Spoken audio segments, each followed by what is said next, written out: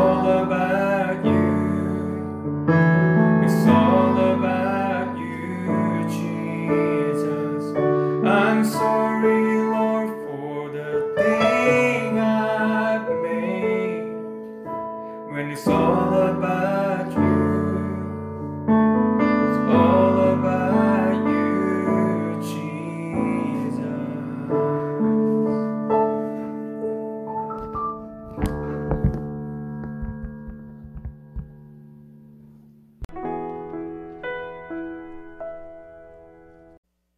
Let us pray. Dear God, thank you for letting us worship you through online today. Whenever we meditate on your amazing love, we realize we are not even worthy to worship you and call your holy name.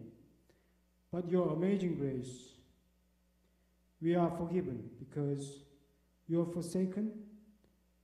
We are accepted because you are condemned. We are alive and well because your spirit is in us, because you died and rose again. You just came down to us and became our friend and showed how to love each other. We are so weak, but you are strong and everything is in your hands. Please give us joy and love in our heart and soul. Due to this pandemic, our lives has been changed a lot, and there are so many people that are experiencing physical, mental, and financial difficulties. We pray for the sick and infected to be cured, and we pray for vulnerable people to be protected, not only for the young and the strong, but all of us to keep away from spreading this disease as well. Thank you for this time to experience your love, no matter what situation and difficulties we confront. Especially today, thank you for sending Pastor G back to our church to share your message. We are so glad that he and his family is doing well here and in California. Also, we pray for Pastor Lee's good test results so he can get back to serve you and lead us and guide us spiritually. Please bless Pastor Lee and Pastor Ha and their families, abundantly fulfill them in these difficult times. We pray this in the name of Jesus. Amen. Okay, please welcome to Huntsville Baptist Church online service. Say hello, everybody. Family, through online, hello. This announcement, Pastor Chi, 지준호 목사님, will give sermon today. Please pray for Pastor Chi and his family. Also, some special news. Today, we are doing online service due to some situation. So I would like to explain. Pastor Steve had a sore throat on Thursday symptoms. So this is sudden symptoms. So he actually took COVID test on Friday morning, and then he's waiting for the result. But he would like to really protect our church members' safety and health. So decision was made to have online service only this week. So Pastor Steve is waiting for the test result. Either Monday or Tuesday, the result will be available. So please pray for the good results. Depends on the test result. We will determine either online service or on-site service on next Sunday. So we will inform you. So everybody stay safe and healthy. God bless you.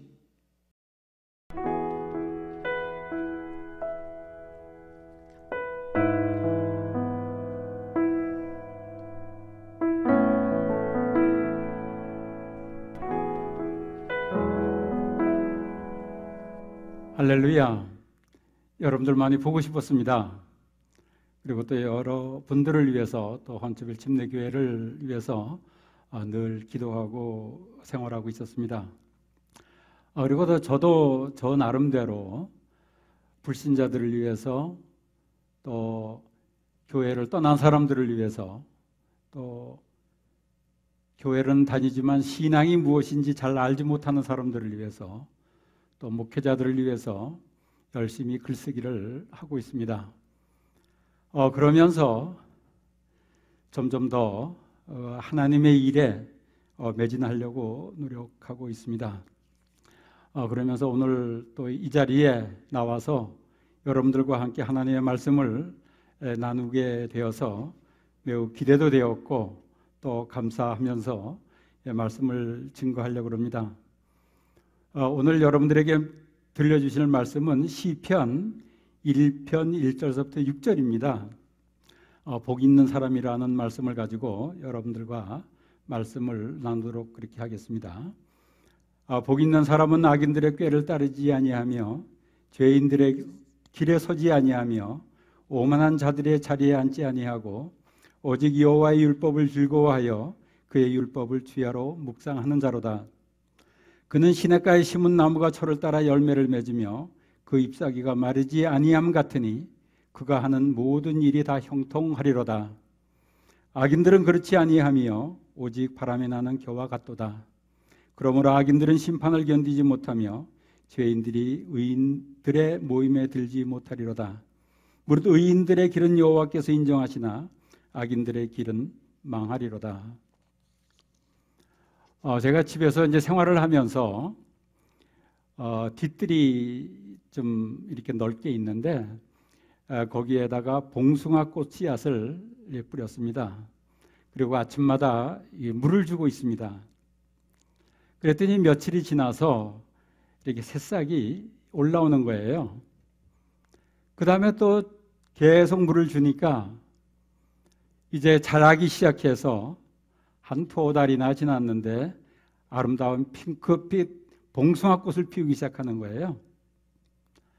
그래서 하루는 그 봉숭아꽃이 아주 만발했을 때 저녁을 가족들이 다 같이 먹고 둘러앉아서 봉숭아꽃을 따다가 백방과 함께 이렇게 콕콕콕콕 이렇게 찧어가지고서 손녀딸의 손톱에 올려놓고 꼭 쌈해 주었습니다.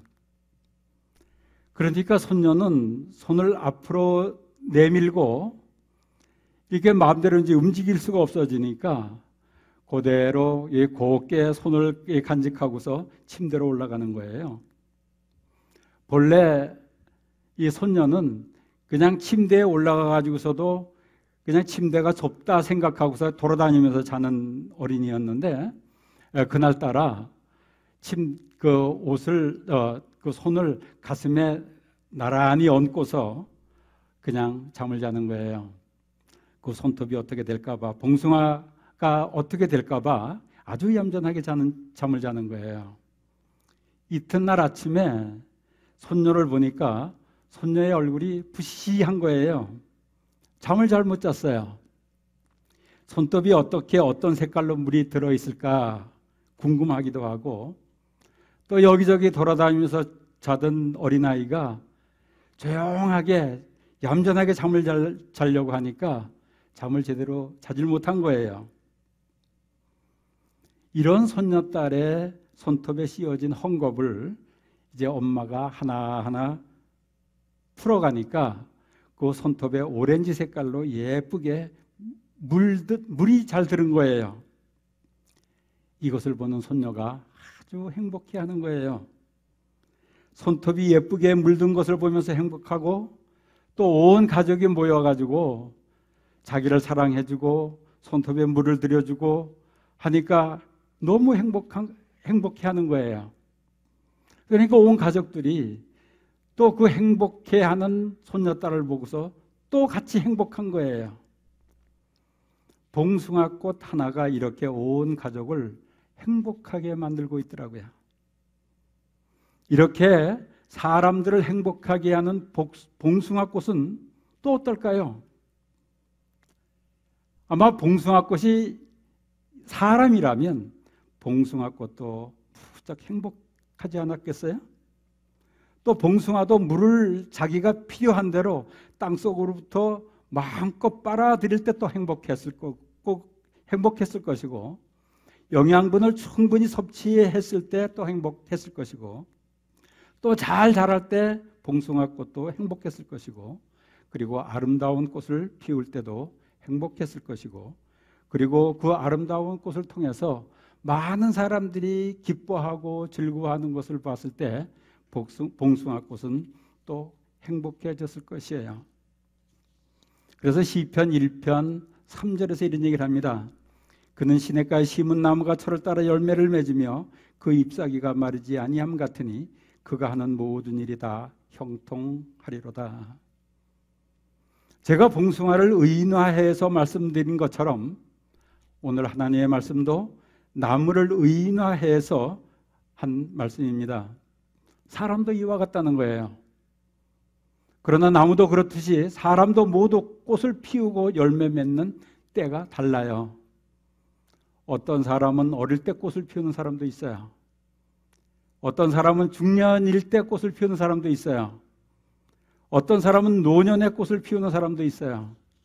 어떤 사람들은 아들과 딸이 손주들로부터 아름다운 꽃을 피우게 하고 열매를 맺는 사람들도 있더라고요. 이처럼 사람마다 꽃을 피우고 열매를 맺게 하는 것이 모두 달라요. 또한 살면서 행복을 맛보는 것도 다 달라요. 어떤 사람들은 아름다운 자연을 즐기며 행복해하는 사람들도 있고, 주어진 힘든 환경을 점점 복되게 만들며 행복해지는 사람들도 있어요. 그리고 점점 진리를 깨달으며 기뻐하는 사람들도 있어요. 그리고 살아가면서 하나님의 인도를 느끼며 하나님의 사랑을 느끼면서 행복해하는 사람들도 있어요.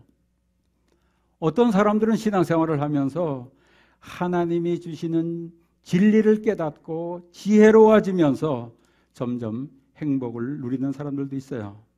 이렇게 행복을 누리는 사람들은 점점 얼굴이 활짝 펴지고 여유도 있어지고 살면서 그 열매가 커지게 되면서 점점 행복이 커지게 되는 것입니다.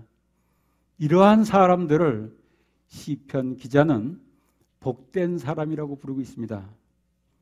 제가 은퇴를 하고 많은 교회들과 신앙인들을 만나면서 마음이 아플 때가 참 많이 있었어요. 교회들이 참 싸움을 많이 하더라고요. 교회 안에서 미워하고 패가 갈려서 갈등하는 교회들도 많고요. 서로 남을 비난하는 사람들도 많이 보았어요. 가정도 행복하지 못한 가정들도 많이 만났어요. 신앙생활을 한다고 하면서 이런 행복을 맛보지 못한다면, 그리고 싸움이 많아진다면 그 신앙생활은 분명히 문제가 있는 것이라고 저는 생각을 합니다. 그런데 어떤 사람들은 신앙생활을 또 죽어서 천국 가는 것만 생각하고 신앙생활을 하는 사람들도 있더라고요. 또 믿기만 하면 축복받는다는 것만 알고 신앙생활을 하는 사람들도 있어요. 근데 신앙생활은 죽어서 천국을 경험하는 것도 중요하지만 살아서 천국을 경험하는 것이 더 중요합니다. 살아있으면서, 우리가 살아서 생활하면서 하나님의 지혜를 경험하고 하나님의 사랑을 경험하고 하나님의 인도하심을 경험하며 행복해지는 것이 천국을 맛보는 것이고 복된 사람이 되는 것이라고요. 저는 헌치빌 침례교회 모든 성도들이 이렇게 복된 사람들이 되시기를 주의 이름으로 축원하겠습니다. 살아서 천국을 경험하는 사람들이 되시기를 주의 이름으로 축원하겠습니다. 아마 이 헌치빌 침례교회를 담임하는 이비원 목사님께서도 그 마음속의 소원은 그걸 거예요. 성도 한 분 한 분이 살아 생활하면서 하나님을 경험하고 천국을 경험하고 행복한 사람이 되는 것일 거예요. 중요한 것은 어떻게 이렇게 복된 사람, 행복한 사람, 천국을 경험하는 사람이 되는가 하는 것입니다. 그 말씀을 시편 1편 1절에서 말씀을 하고 있어요. 복 있는 사람은 악인들의 꾀를 따르지 아니하며 죄인들의 길에 서지 아니하며 오만한 자들의 자리에 앉지 아니하고 말씀합니다. 우리는 살다가 오면 악인의 꾀를 쫓을 때가 참 많아요. 그러나 그렇게 악인의 꾀를 쫓아 살다 보면 행복은 멀리 멀리 도망가 버리고 말아요. 제가 손주들과 함께 생활을 하면서 손주들에게 거짓말하고 싶어질 때가 무척 많이 생기더라고요. 손주들이 떼를 쓸 때가 있어요. 말을 안 들 때가 있어요. 그럴 때는 제가 무슨 말을 하냐면, 야, 경찰 아저씨 와, 뭐 몬스터 올 거야, 그러면서 공갈을 치는 거예요. 거짓말을 하는 거예요. 그것은 결국은 악인의 꾀가 되어버리더라고요. 그 일을 계속 반복하고 반복하다가 보면 내 자녀들은 결국은 이 세상을 삐뚤게 생각하면서 살아갈 수밖에 없는 자녀가 되는 거죠. 목회하면서도 저는 우리 후배 목회자들한테 이런 얘기도 많이 합니다. 사람들이 무슨 얘기를 하면 기도할게요, 기도할게요, 헛말 하지 말라고. 기도할게요 했으면 정말 기도하라고. 그냥 우선 피하기 위해서, 우선 상황을 피하기 위해서 그냥 기도할게요 이렇게 해버리고서 기도하지 않는다면 그것은 악인의 꾀로 살아가는 그런 모습이 되는 거잖아요. 그리고 또 내 생각이 옳다고 느껴질 때가 있습니다. 나의 지식, 나의 판단, 나의 생각, 이러한 것들이 옳다고 느껴질 때가 너무나 많아요. 교만해진 거예요. 그런데 이렇게 교만한 내가 되면 들을 수 있는 귀가 막혀버립니다. 그리고 점점 대인관계는 깨져버리고 말아요.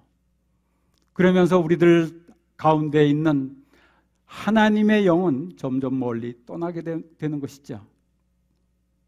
그래서 겸손한 자세로 내가 말하기보다 먼저 들을 자세를 가지고 살아가는 것이 복 있는 사람이 되는 조건이에요.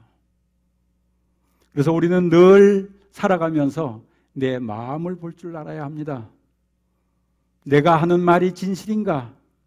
내 마음을 보면서 내가 하는 말이, 내가 하는 행동이 하나님이 보시기에 정말 기뻐하시는 말과 행동인가? 또 혹시 내가 생각하고 있는 것들이 교만해지어 있는 것은 아닌가? 이것을 늘 점검하고 볼 줄 아는 것이 신앙생활의 기초예요. 기본이에요. 이것이 기도의 기본이에요. 이것이 없는 기도는 결국 기도가 욕심으로 하는 기도에 빠질 수밖에 없는 거 아니겠어요? 그래서 이 세상 살아가면서 신앙인들은 내 마음을 밝은 하나님의 빛에 비춰보고 그것이 하나님 보시기에 안 좋은 것이면 손해가 나도 돌아서는 거예요. 악인의 꾀로 말했다면 사람들에게 사과해야 돼요. 악인의 꾀로 행동했다면 미안하다고 말해야 돼요. 교만한 마음이 있다면 회개해야 되는 거죠. 이렇게 내 마음을 하나님의 밝은 빛 안에서 보고 하루하루 살다 보면 하나님이 나를 인도하시는 것을 보게 됩니다. 하나님의 진리가 보이기 시작하고 하나님의 사랑이 느껴지기 시작합니다. 살아계시는 하나님이 확인이 돼요. 그것이 복 있는 자입니다.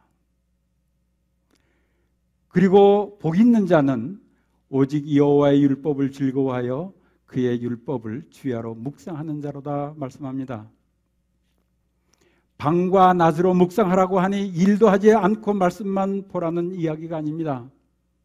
말씀을 읽고 마음에 새기고 또 이해되지 않는 것이 있으면 질문하고 공부하라는 거예요. 캘리포니아를 갔는데 한 분이 질문을 하는 것입니다. 목사님, 도무지 이해할 수 없는 성경이 있다는 거예요. 그래서 뭐냐고 물으니까 욥기를 얘기하더라고요. 욥기를 읽으면서 드는 질문이 있다는 거예요. 그래서 얘기를 해보라고 그러니까 질문 첫째, 하나님과 사단이 속닥거리며 이야기하는 것이 이해가 안 된다는 거예요. 둘째, 하나님이 욥을 사단이 마음대로 할 수 있도록 욥을 내준 것이 이해가 안 된다는 거예요. 셋째, 욥이 옳은 사람이라고 하나님이 칭찬하시는데 결국 욥도 몸이 아프고 자식이 죽고 재산이 다 날아갔을 때 처음에는 주신 것도 하나님이시오 거두시는 것도 하나님이라고 신앙으로 이기다가 결국 하나님을 원망하는 인간이 되더라는 거예요. 하나님 왜 나를 태어나게 했습니까? 이렇게. 그런데 어떻게 욥기 1장 1절에서 욥이라 이름하는 사람이 있었는데 그 사람은 순전하고 정직하여 하나님을 경외하며 악에서 떠난 자더라라고 말할 수 있습니까? 질문을 하는 거예요. 알고 보면 욥도 우리와 똑같은 모습인데 그렇게 칭찬하는 하나님이 이해가 되지 않는다는 거예요. 그래서 제가 이런 얘기를 했습니다.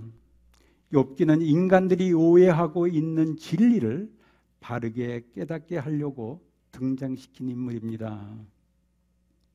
사람들이 오해하고 있는 진리가 무엇인가 하면 사람들이 병들고 자식이 안 되고 재산을 잃고 하는 것이 모두 죄 때문이라고 욥과 그 시대의 사람들은 생각하고 있었어요. 지금도 이렇게 믿는 사람들 참 많이 있어요. 그런데 하나님께서는 이 잘못된 진리를 바로 잡으려고 욥을 등장시키고 있습니다. 욥이 자기가 당한 어려움이 자기 죄 때문이라고 생각하니 괴로운 거예요. 이때 친구들이 와서 얘기를 합니다. 주신 것도 하나님이시고 거두신 것도 하나님이시니 괜찮아.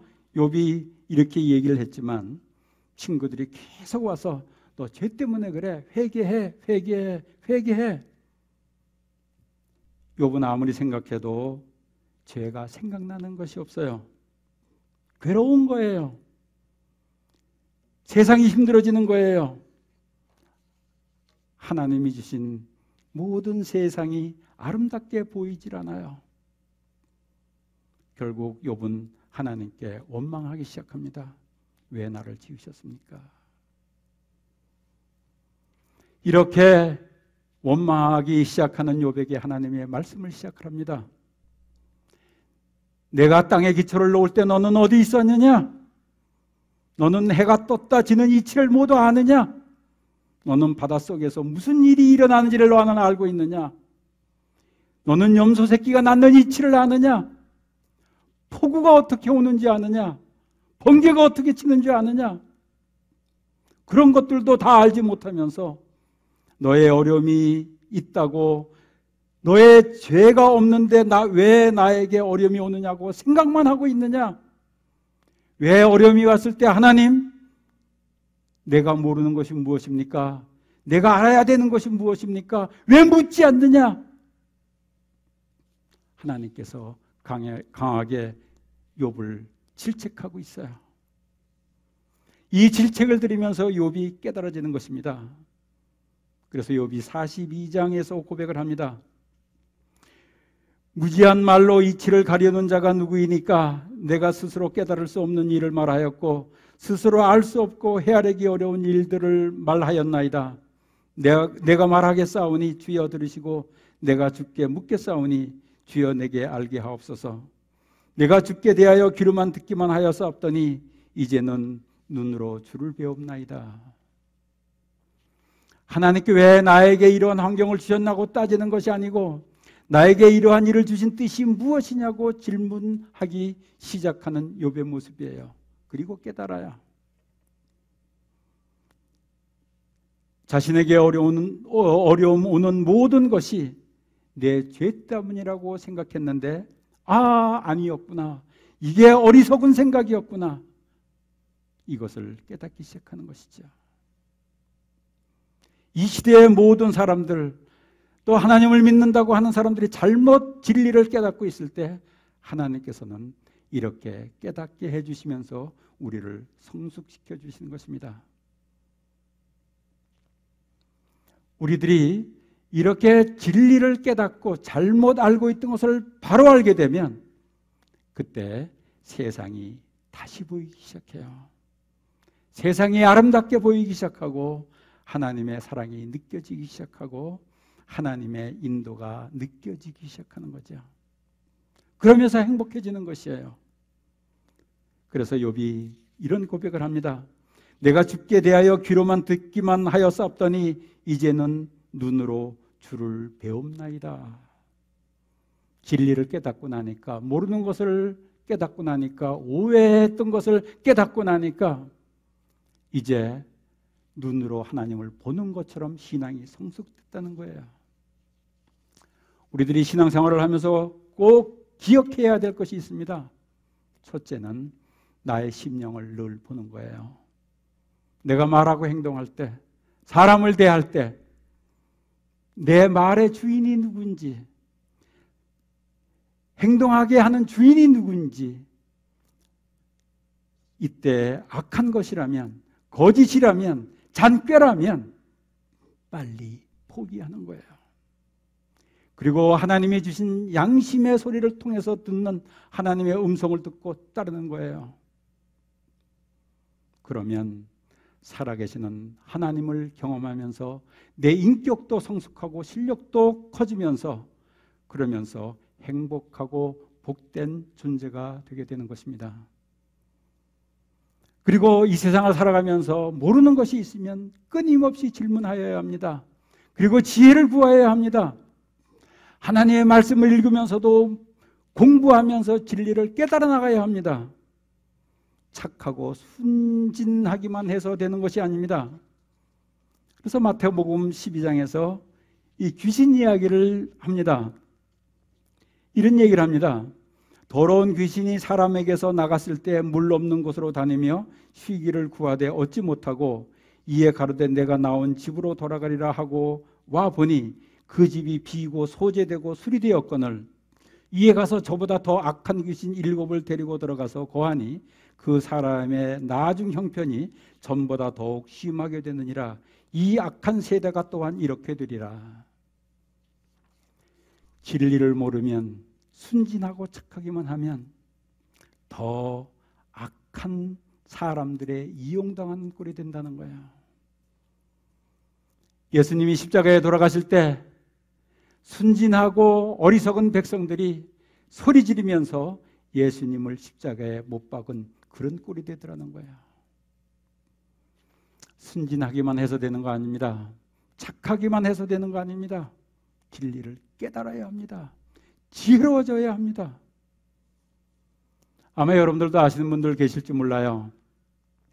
그린하우스 효과라는 단어가 있습니다. 린다 그린하우스라는 뉴욕타임스 여기자가 미국의 대법관들의 재판을 하면서 판결문을 쓰는데 이 판결문을 기자가 분석을 하고 비평을 하는 것입니다. 그리고 기사를 쓰는 것입니다. 그런데 이 비평이 논리적이고 흠잡을 데가 없는 거예요.